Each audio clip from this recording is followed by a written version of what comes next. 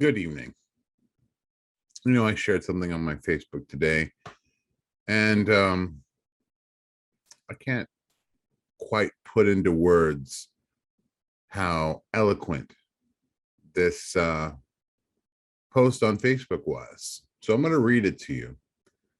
Understand that this is a nurse that's working in the healthcare system. And I can't help but see the bravery in what she's saying.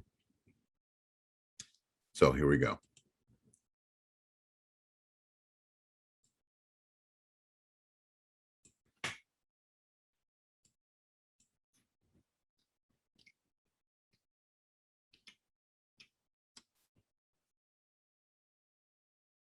I have been a nurse most of my adult life. For a very long time, I sacrificed birthdays, holidays, weekends, time with my family, vacations, time, sleep, food, and even trips to the bathroom to care for others.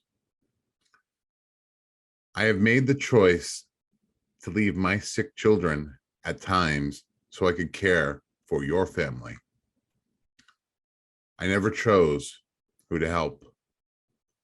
I never determined if someone deserved more of my care or less. I treated them all the same.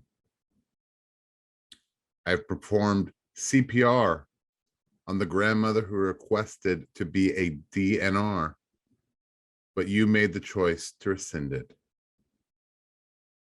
I have been there to hold the hand of the dying father whose children never came because it was too much.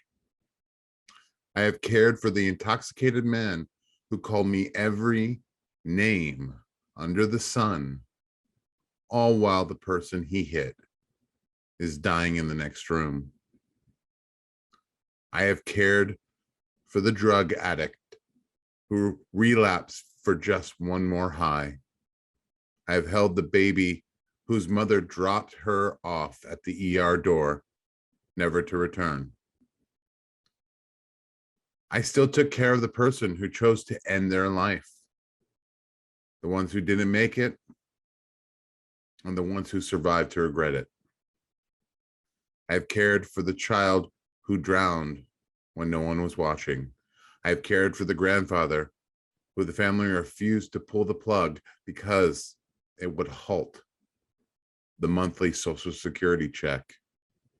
I have taken care of the patient who made the choice not to manage their insulin.